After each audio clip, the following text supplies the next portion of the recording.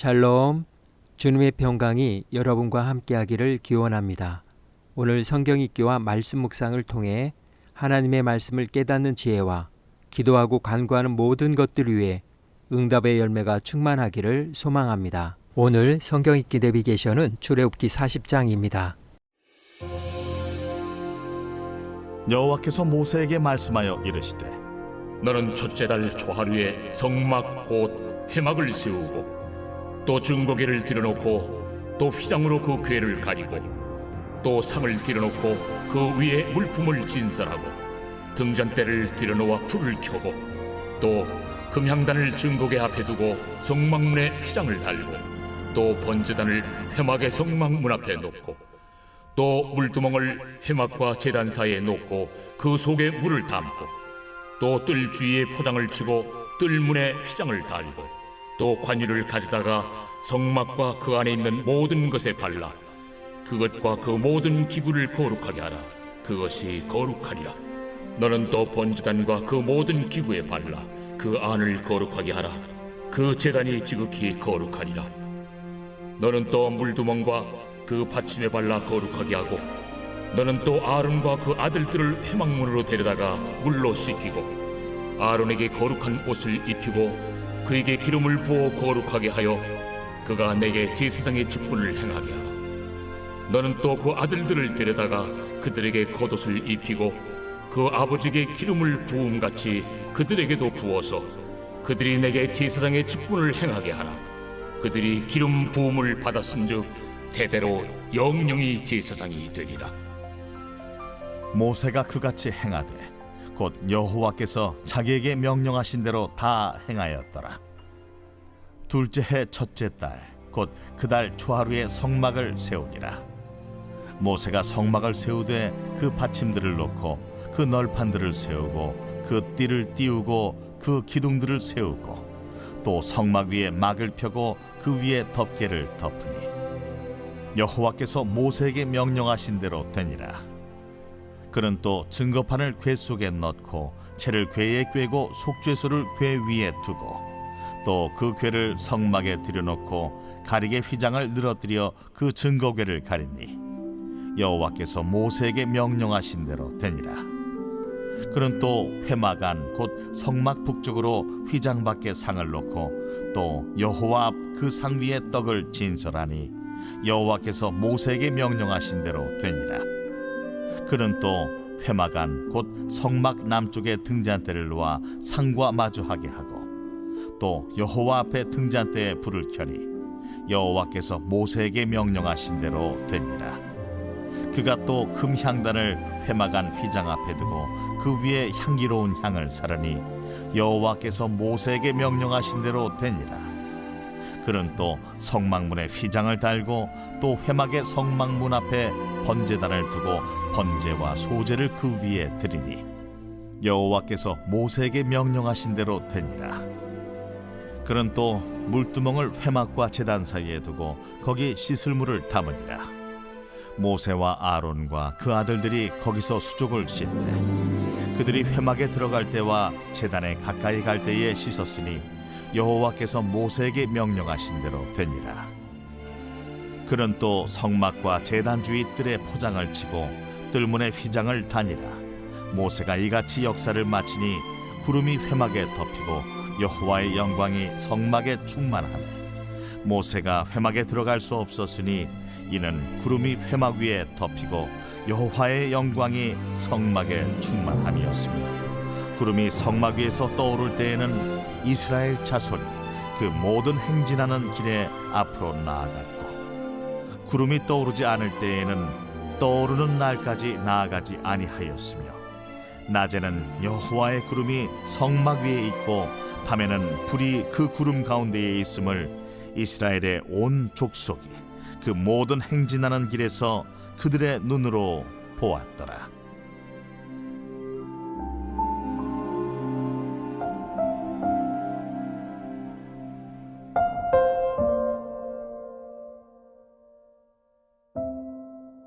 초연은 한 작품이 공개되기 전 첫 선을 보이는 것을 말합니다. 특히 클래식 음악과 연극의 세계에서 자주 사용되는 용어입니다. 또한 연극에서는 영어로 프리미어라는 말이 자주 사용됩니다.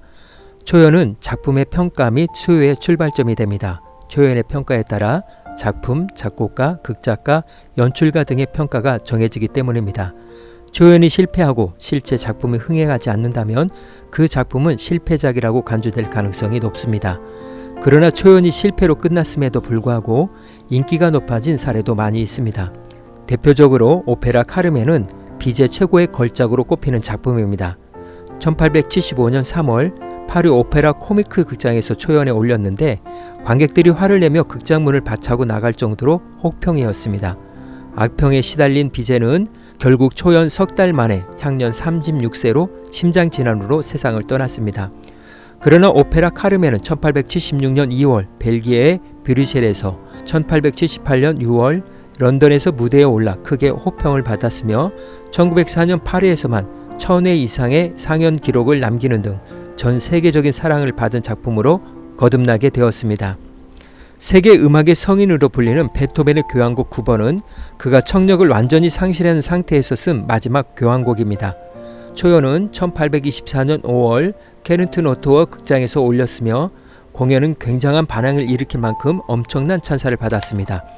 이 곡의 원제는 실러의 환희의 송가에 의한 독창과 합창이 피날레에 들어있는 대교향곡인데 합창 교향곡으로 널리 알려져 있습니다. 실러의 시 환희의 송가에 베토벤이 직접 가사를 추가했습니다. 1악장부터 3악장까지의 이야기를 4악장에서 결론을 맺으면서 베토벤 자신이 쓴 가사 "오 친구여, 이런 소리가 아니다. 더욱 즐겁고 희망찬 노래를 부르자" 하면서 환희의 송가 합창이 울려 퍼집니다. 저작권 문제로 교향곡 영상은 올리지 못하고 찬송가 64장 기뻐하며 경배야사를 올렸습니다. 가사의 내용은 이렇습니다. 환희, 천국의 딸, 아름다운 하나님의 빛. 우리는 주의 빛에 감동해 저 높은 곳 주의 성소로 들어갑니다. 주의 놀라운 능력은 분열된 우리를 하나 되게 하오. 주의 부드러운 날개 아래서 우리 모두 형제가 된다오. 가혹한 세상이 갈라놓은 모든 것들을 당신의 신비한 능력이 다시 결합시키고 당신의 부드러운 날개 아래서 우리 모두 형제가 된다오. 모든 사람이여 서로 포옹하라. 전 세계 입맞춤을 받으라. 형제여, 별이 빛나는 하늘 저편에는 선하신 하나님이 계신다오. 만인이여 엎드려 빌겠는가?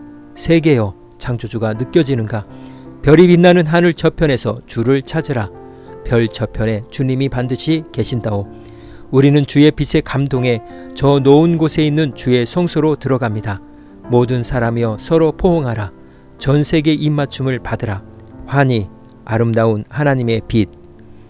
오늘 드디어 출애굽기 마지막 40장입니다. 회막의 초연이 하나님의 임재와 감동으로 연주되고 있는 광경입니다. 회막 건축과 모든 기물에 대해 하나님은 만족스럽게 완성된 것을 보시고 모세에게 사용 승인서를 주시면서 출애굽 1주년이 되는 첫째 달 14일에 2주 못 미치는 첫째 날 시내산에 도착한 지 정확히 9개월이 되는 날에 설치하도록 하셨습니다. 금송아지 사건으로 심판을 받았던 이스라엘에게 새로운 역사가 시작되는 순간입니다. 하나님이 그들에게 새로운 기회를 주신 것입니다. 회막이 처음으로 설치가 완성되자 모세가 시내산 정상에서 하나님을 만났던 것처럼 하나님의 영광이 회막에 임했습니다. 이제 회막을 통해서 하나님을 만나게 될 수 있게 된 것입니다. 회막은 이동형 시내산이 되어 그들이 광야 생활을 하는 동안 하나님의 임재와 보호의 상징이 될 뿐 아니라 언제 이동하고 언제 머물고 쉬는지를 표시해주는 지표가 되었습니다. 구름이 회막에 떠오르지 않으면 며칠이라도 그곳에 머물렀고 구름이 떠올라 이동할 때는 그 구름을 따라갔습니다. 그들은 앞으로 이 같은 방법으로 가나안에 이르게 될 것입니다. 모든 여정을 하나님께 맡기고 따라가기만 하면 됩니다. 하나님이 한 곳에 머무르시면 그들도 그곳에 머물고 하나님이 이동하시면 일어나 따라가면 됩니다. 그들은 스스로 갈 길을 개척할 필요가 없습니다. 그저 하나님만 따라가기만 하면 됩니다. 중요한 것은 하나님을 앞서서는 안 된다는 점입니다. 이런 일들이 이스라엘 백성들이 다 보는 가운데 이루어졌습니다. 회막의 초연을 보는 그들의 마음은 어떨까요? 감사와 기대와 환희에 가득 찼을 것입니다. 이때 베토벤 교향곡 9번 환희의 송가를 함께 부르지 않았을까요? 기뻐하며 경배하세 영광의 주 하나님, 우리 마음 주 앞에서 피어나는 꽃 같아. 베토벤이 음악의 성인으로 불리게 된 원인을 그가 남긴 말에서 알 수 있습니다. 나는 하나님이 다른 어떤 누구보다 나의 예술에 더 가까이 있음을 안다. 나는 두려움 없이 내 안에 하나님과 의논한다. 나는 내 음악이 어떤 우명을 맞을지 조금도 걱정하지 않는다. 내 음악을 듣는 사람은 누구든 다른 인간들을 짓누르는 온갖 불행에서 벗어날 수 있을 것이다. 오늘 구약성경 읽기 내비게이션은 출애굽기 40장 초연이었습니다. 이 시간 기도의 자리로 나아갑니다. 하나님은 출애굽의 과정을 통해 당신이 어떤 분이신지를 계시해 주셨습니다. 기적과 십계명과 회막 건축을 통해 실제적으로 보여주셨습니다. 여호와께서 명하신 대로만 하면 됩니다. 말씀이 살아 움직이는 삶을 사는 것입니다. 출애굽기 한 권을 은혜 중에 마쳤습니다. 각자 속한 교회에서 하나님께 감사의 예물을 드리면 좋겠습니다. 그동안 받은 은혜를 생각하며 감사함으로 기도의 자리로 나아갑니다.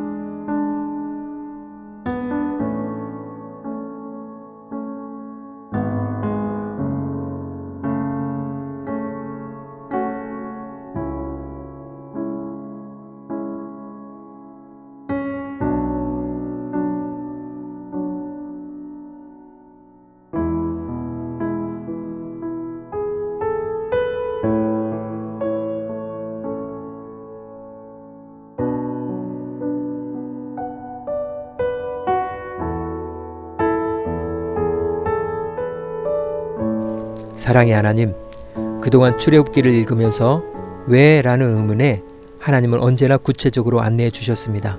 마지막 회막을 설치한 후 하나님의 영광이 임할 때 바로 이거였구나 무릎을 치게 됩니다. 하나님은 언제나 옳습니다. 말씀이 멈추면 나도 멈추고 말씀이 이동하면 함께 이동함으로 하나님의 영광을 누리는 삶이 되게 하옵소서. 오늘은 이렇게 고백하며 나아갑니다. 내 삶에 들어있는 하나님의 대교향곡, 예수님의 이름으로 기도합니다. 아멘. 이제 음악이 마칠 때까지 자유롭게 기도합니다. 하나님께서 우리의 기도에 귀 기울여 주십니다.